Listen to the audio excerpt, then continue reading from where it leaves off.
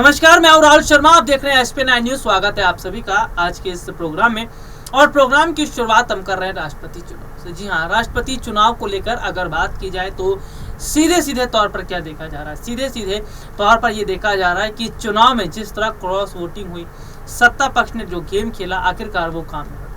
लेकिन इन सब के बीच अगर बात करें, यशवंत सिन्हा की कड़ी प्रतिक्रिया सामने आई है।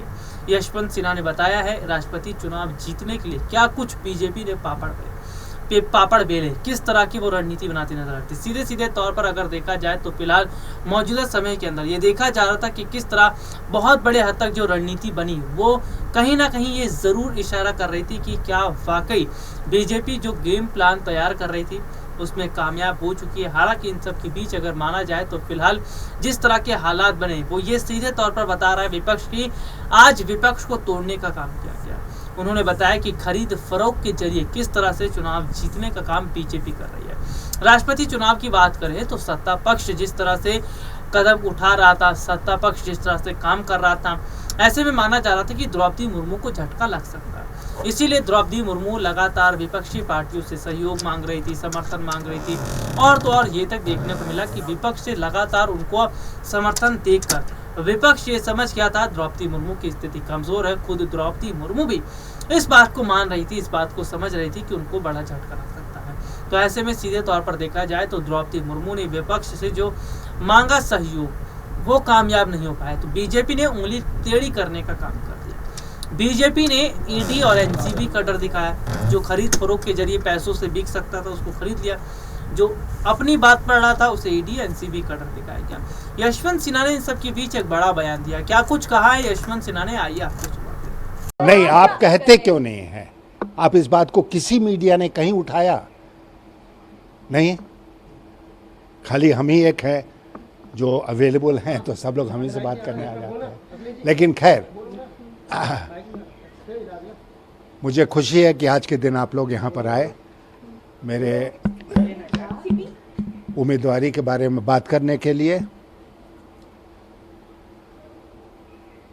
ये चुनाव मैंने बार बार जोर दे के कहा है कि बहुत महत्वपूर्ण है, क्योंकि आने वाले दिनों में ये दिशा तय करेगा कि भारत में प्रजातंत्र बचेगा या धीरे धीरे करके समाप्त हो जाएगा।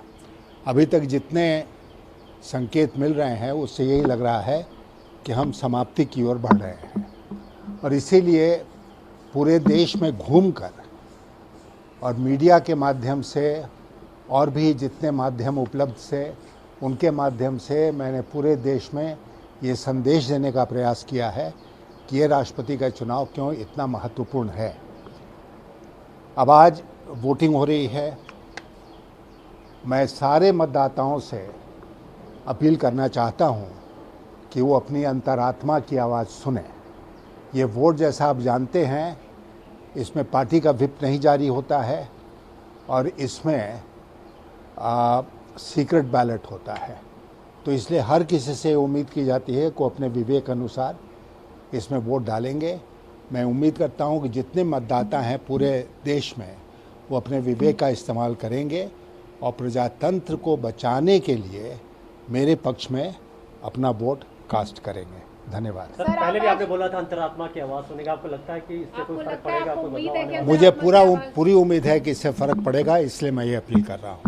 सर, बीजेपी बहुत कॉन्फिडेंट है अपने नंबर्स को लेके कि उनके तरफ से जो एनडीए का जो कैंडिडेट है वही प्रेसिडेंट बनेंगे। तो फिर करने की जरूरत क्या है चुनाव? बीजेपी कॉन्फिडेंट है तो डिक्लेयर कर दें, चुनाव कराने की जरूरत ही नहीं।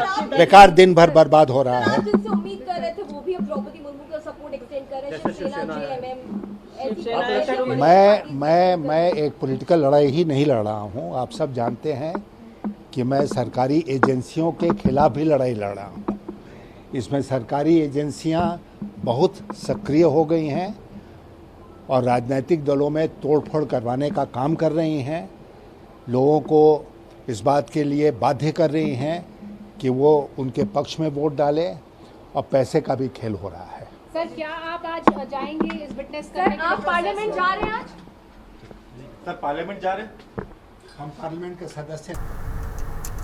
तो देखा आपने यशवंत सिन्हा क्या कुछ कह रहे हैं। तो सीधे तौर पर आज हम देख रहे हैं कि किस तरह से चुनाव की अगर मैं बात कर रहा हूं तो चुनाव लोकतांत्रिक तरीके से हुआ ही नहीं है, संवैधानिक तरीके से चुनाव हुआ ही नहीं है, क्योंकि देश में आज लोकतंत्र है ही नहीं, संविधान है ही नहीं। तो ऐसे में ये कहा जा रहा है कि सरकार को ये सब ढोंग रचने की जरूरत क्या है।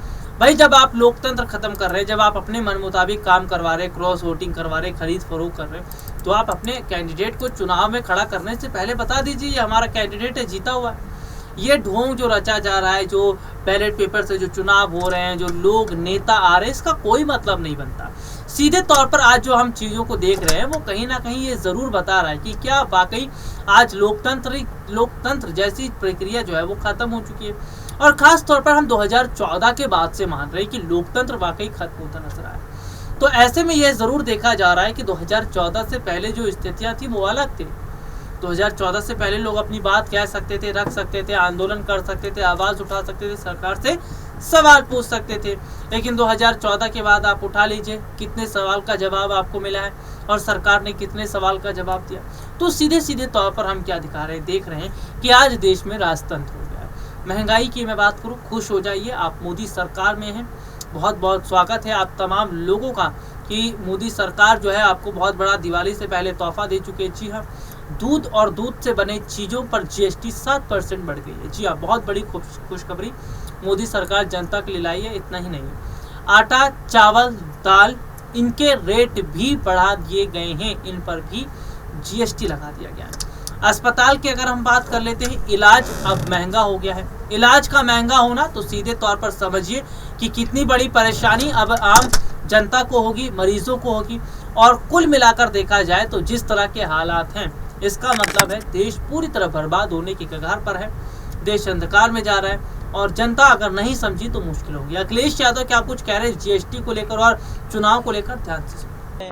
भारतीय जनता पार्टी से अच्छा झूठ, बड़ा झूठ और किसी को गुमराह करना हो उससे बेहतर गुमराह कोई नहीं करता। इसीलिए लोकतंत्र की जरूरी है, लोकतंत्र बचे, लोकतंत्र में ईमानदार लोग आगे आए, सच्चे लोग आगे आए। समाजवादी पार्टी लोकतंत्र को बचाने के लिए यशवंत सिन्हा जी के पक्ष में मतदान करने जा रही है। देश की अर्थव्यवस्था क्या है, आप पड़ोसी देश देखिए, श्रीलंका में क्या हालत हो गई गलत नीतियों के कारण। कम से कम कोई ऐसा बैठे जो समय समय पर सरकार को बता सके। और आपने तो देखा था उत्तर प्रदेश में जो गवर्नर थे वो समय समय पे बताते थे किस जाति के लोग पोस्टेड हैं, क्या सरकार की कमी है।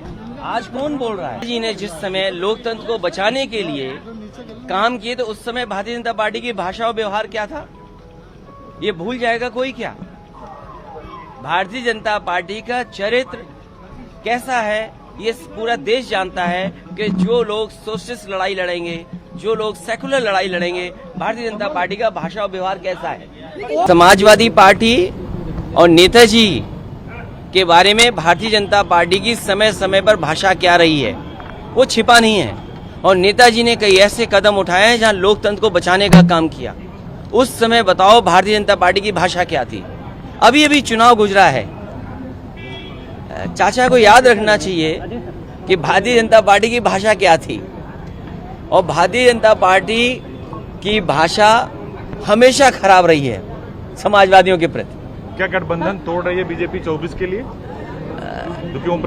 भारतीय जनता पार्टी धर्म के आधार पर नफरत फैलाया करके, और उसका उदाहरण है कि कानपुर में जिस तरह से दंगा कराया, पुलिस प्रशासन अगर समय पर निर्णय ले लेता और इनकी इंटेलिजेंस फेलियर नहीं होती तो इतना बड़ा दंगा कानपुर में नहीं होता, ना प्रयागराज में होता, ना कहीं प्रदेश में किसी कोने में होता।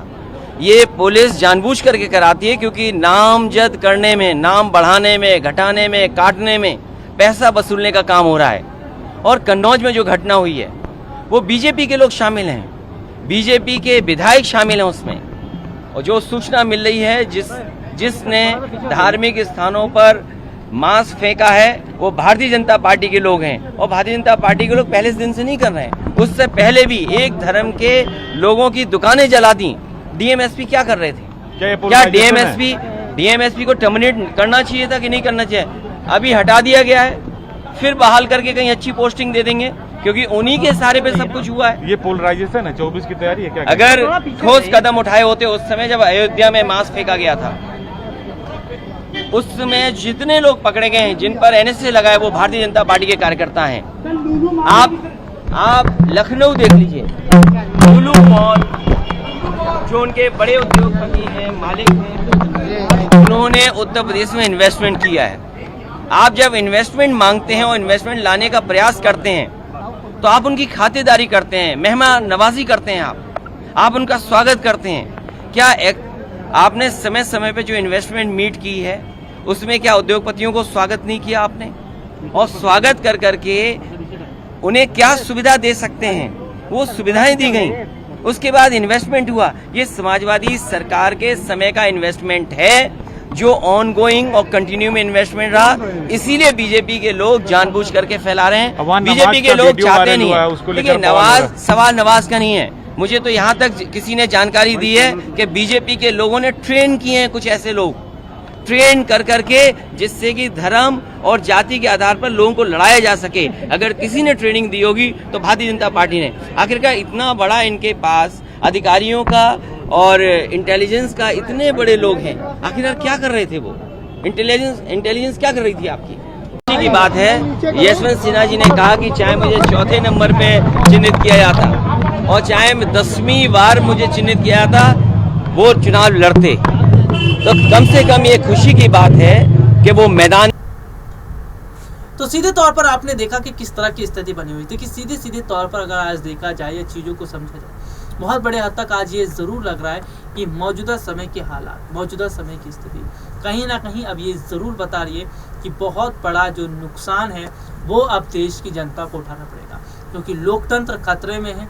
अब आप आवाज़ उठा नहीं सकते, अपनी बात रख नहीं सकते, विपक्ष को तोड़ दिया गया है, कमज़ोर कर दिया गया है। एक लोकतंत्र की सबसे दयनीय स्थिति ये होती है कि जहाँ पर सत्ता पक्ष लगातार मजबूत होता चला जाए, विपक्ष लगातार कमज़ोर होता चला जाए, जो कि मोदी सरकार की नीति भी है। तो सीधे तौर पर हम देख रहे हैं कि सरकार की जो नीति है, आज वो नीति देश को भुगतनी पड़ रही है और इसका नुकसान देश की जनता को होगा। आज के लिए इतना ही, आपसे फिर दोबारा मुलाकात होगी, तब तक के लिए इजाज़त दीजिए, नमस्कार।